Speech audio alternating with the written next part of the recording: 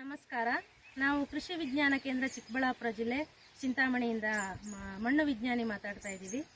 ಮಣ್ಣಿನ ಒಂದು ಆರೋಗ್ಯಕ್ಕೆ ಹಾಗೂ ಸುಸ್ಥಿರ ಕೃಷಿಗೆ ಮತ್ತು ಮಣ್ಣನ್ನು ಸಮೃದ್ಧವಾಗಿ ಉಳಿಸಿಕೊಳ್ಳೋದಕ್ಕೋಸ್ಕರ ಸಾವಯವ ಇಂಗಾಲದ ಅವಶ್ಯಕತೆ ತುಂಬಾ ಇದೆ.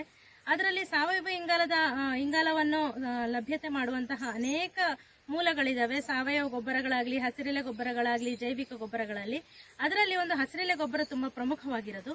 ಅನೇಕ ರೀತಿಯ ಹಸಿರೆಲೆ ಗೊಬ್ಬರಗಳಿದಾವೆ. ಅದರಲ್ಲಿ ಇಲ್ಲಿ ನೋಡ್ತಿರುವಂತದ್ದು ನೀವು ನೋಡ್ತಿರ್ಬೋದು ಡಯಾಂಚ ಅನ್ನೋದು, ಇದನ್ನ ಸಸ್ಬೇನಿಯಾ ಅಂತಲೂ ಹೇಳ್ತಾರೆ. ಈ ಹಸಿರೆಲೆ ಗೊಬ್ಬರಕ್ಕೆ ಅನೇಕ ರೀತಿಯ ಒಂದು ಶಕ್ತಿ ಇದೆ.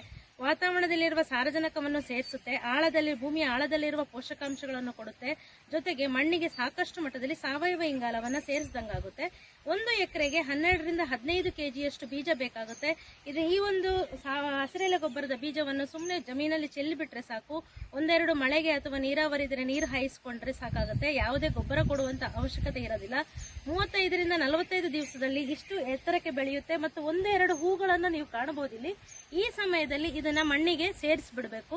ರೋಟೋವೇಟರ್ ಹಾಕೋದ್ರ ಮೂಲಕ ಇದನ್ನ ಮಣ್ಣಿಗೆ ಸೇರಿಸಿದ ನಂತರ 2 ರಿಂದ 3 ವಾರಗಳ ನಂತರ ಮುಖ್ಯ ಬೆಳೆಯನ್ನು ಬೆಳೆದದ್ದಾಗ್ಲಿ ನಿಮ್ಮ ಬೆಳೆಯಲ್ಲಿ ಒಳ್ಳೆಯ ಇಳುವರಿಯನ್ನು ಪಡೆಯಬಹುದು. ಜೊತೆಗೆ ಮಣ್ಣಿನ ಆರೋಗ್ಯ ಮತ್ತು ಫಲವತ್ತತೆಯನ್ನು ಕಾಪಾಡ್ಕೋಬಹುದು. ಸುಸ್ಥಿರ ಕೃಷಿಯನ್ನು ಮಾಡಬಹುದು. ಸಮೃದ್ಧವಾಗಿ ನಾವು ಕೃಷಿಯನ್ನು ಮಾಡಿಕೊಂಡು ಒಂದು ಕೃಷಿಯನ್ನು ಉಳಿಸಿಕೊಳ್ಳಬಹುದಾಗಿದೆ.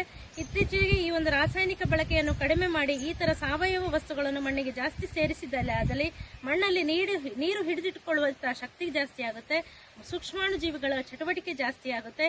ಇದರಿಂದ ಮಣ್ಣಿನ ಆರೋಗ್ಯ ಮತ್ತೆ ಫಲವತ್ತತೆ ಜಾಸ್ತಿ ಆಗುತ್ತೆ. ಹಾಗಾಗಿ ಎಲ್ಲಾ ರೈತ ಬಾಂಧವರಲ್ಲಿ ಏನು ವಿನಂತಿ ಅಂತಂದ್ರೆ, ಈ ಒಂದು ಹಸಿರೆಲೆ ಗೊಬ್ಬರಗಳ ಬಳಕೆಯನ್ನು ಜಾಸ್ತಿ ಮಾಡಬಹುದು. ಇದೇ ರೀತಿ ಅನೇಕ ರೀತಿಯ ಹಸಿರೆಲೆ ಗೊಬ್ಬರಗಳಿದಾವೆ.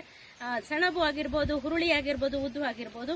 ಈ ಹಸಿರೆಲೆ ಗೊಬ್ಬರವನ್ನು ಕೃಷಿಯಲ್ಲಿ ಸೇರಿಸಿಕೊಳ್ಳಬೇಕಾಗಿ ವಿನಂತಿಸಿಕೊಳ್ಳುತ್ತಾ ಎಲ್ಲರಿಗೂ ಧನ್ಯವಾದಗಳು.